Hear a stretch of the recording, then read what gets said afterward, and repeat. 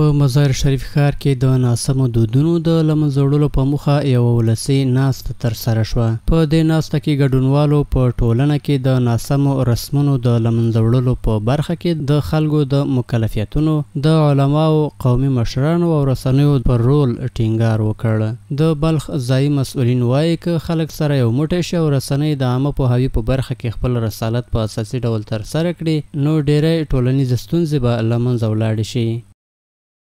همگی موشم در سر اقتصاد هم برای موشم اتفاق همانگی داشته باشیم، در سر زراعت هم برای اتفاق همانگی داشته باشیم، در سر انکشافی هم برای همانگی اتفاق داشته باشیم، در سر فرهنگ و دانش و مدرسه و مکاتب و هر چیز موشم باید از یکی دیگر که است ترقی بکنه و پیشرفت بکنه.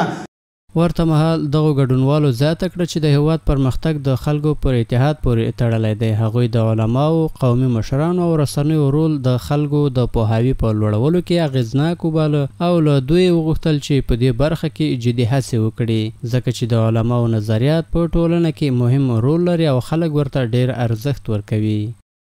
زمانی که در یک جامعه رواجای ناپسند حکم فرما باشه، طبیعی هستند که او جامعه را به فساد میکشانه و او جامعه را از بین میبره. تاسو به تابع تاسو دفاع د حق وکړه، کوم کس چې حق وي هغه ودرېږي په باطل مقابل کې. دا د قرآن فیصله ده او دغه زموږ د علما دغه مسلک دی، همدغه لاره ده. څه چې قرآن کریم وایي، نو موږ چې کله خلکو منځ کې شخړه حل کوو، جوړه کوو، د هغو په منځ کې صلح کوو، نو موږ د دواړو خبرو ته غوږ دو.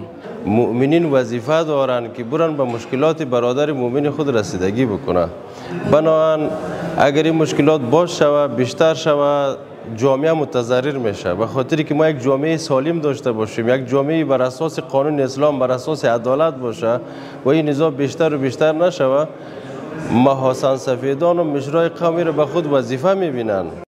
د ناستې په پای کې د بلخ د سرحدونو، قومونو او قبایلو چارو رئیس ویل چې دوی د خلکو د ټولنیزو ستونزو د حل لپاره مؤثر اقدامات کړي دي او تیر کال یې 80 قضیې حل کړي او دغه راز د روان کال له پیله تر دې دمه 40 شخړې او ستونزې د علماو او قومي مشرانو په همکارۍ حل کړي دي. د 1403 کال او د 1404 کال تر مابین دومره توپیر دی چې په اولي روبو کې الحمدلله موږ ترجمه د پروسږ کال په نسبت باندې زیاتې منازعې حل و فصل کړي دي. نو دا زموږ یوازې خپل ځان ته نسبت نه کوو، بلکې ټولې ادارې د مقام ولایت څخه رانیولې، د محاکمو څخه رانیولې، شورای علما، امر بالمعروف، ټولې ادارې او په عموم کې ټول علما او مخور کسان دا زموږ سره هماهنګ دي، را سره همکاره دي.